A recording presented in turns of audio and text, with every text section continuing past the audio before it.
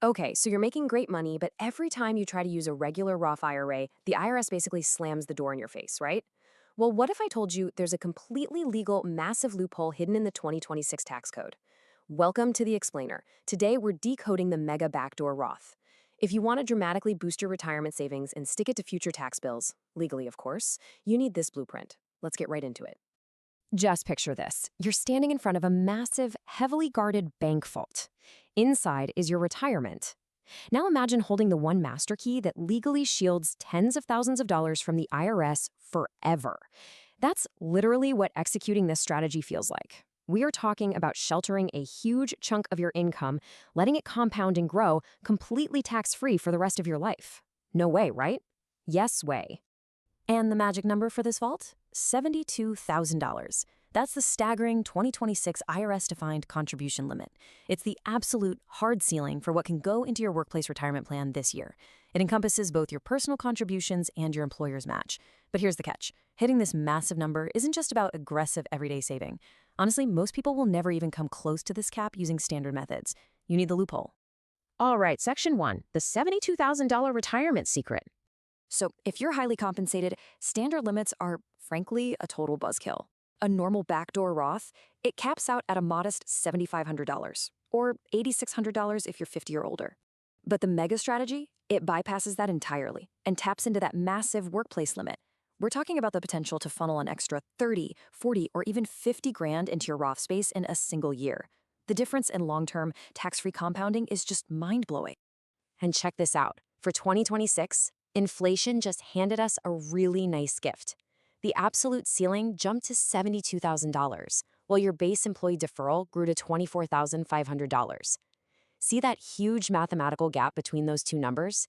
That gap right there is exactly the space we're going to exploit for the Mega Backdoor Roth.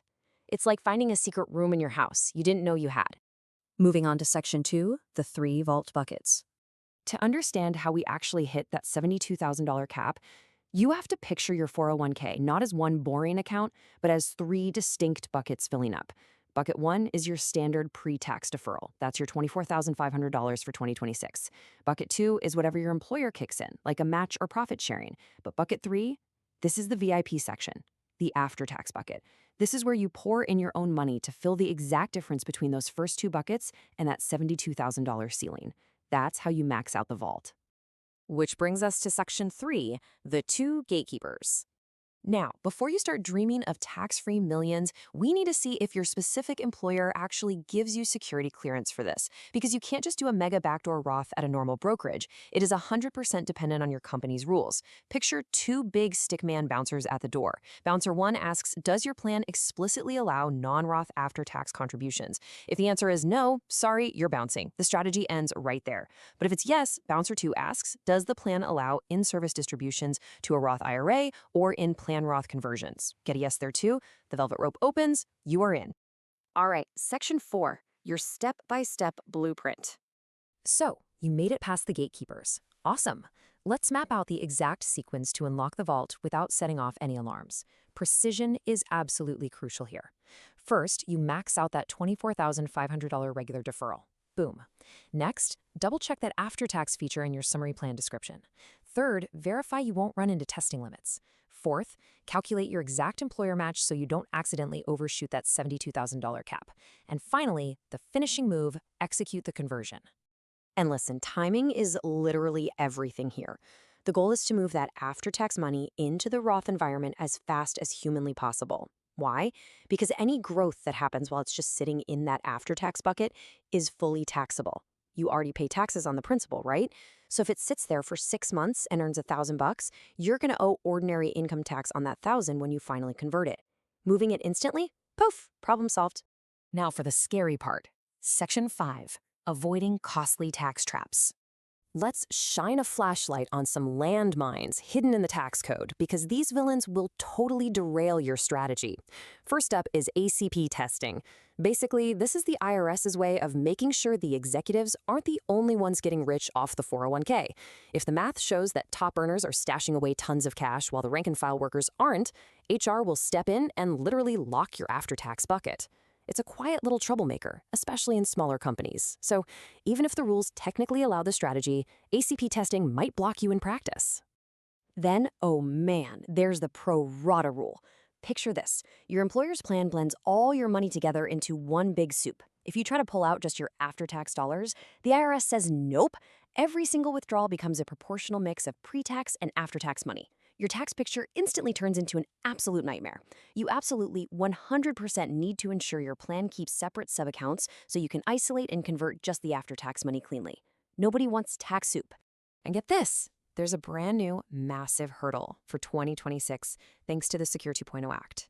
If you are 50 or older and your 2025 wages were over $150,000, you are legally required to make any catch-up contributions as Roth. If your company's plan hasn't updated their systems to support this yet, you completely lose that extra contribution space. Just gone. It is a huge operational trap for higher earners right now. Okay, deep breath. Let's look at Section 6, the Gold Star setup. So what does the absolute perfect frictionless scenario actually look like for you?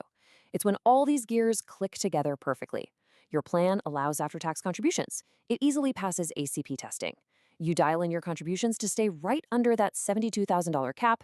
The conversions to Roth happen instantly and automatically without you lifting a single finger, and the sub-accounts keep the tax reporting spotless. When you have this gold star setup, the Mega Backdoor Roth just becomes a predictable, highly lucrative, mechanical habit. As the quote goes, the real work is not memorizing the name. It's understanding the plan features behind it. Honestly, your success here relies entirely on you rolling up your sleeves, diving into your summary plan description, and figuring out your employer's specific plumbing. You don't need to be a Wall Street wizard. You just need to know your company's rules and the IRS limits. Seriously, do the homework. Go talk to HR. You have the blueprint now. The vault is right there, so the only question left is, are you really going to let $72,000 of potential tax-free space just slip through your fingers in 2026? Or are you going to take action and secure your vault? Check your plan documents today, run those numbers, and start building that tax-free wealth. Thanks for hanging out with me for this explainer, and I'll catch you in the next one.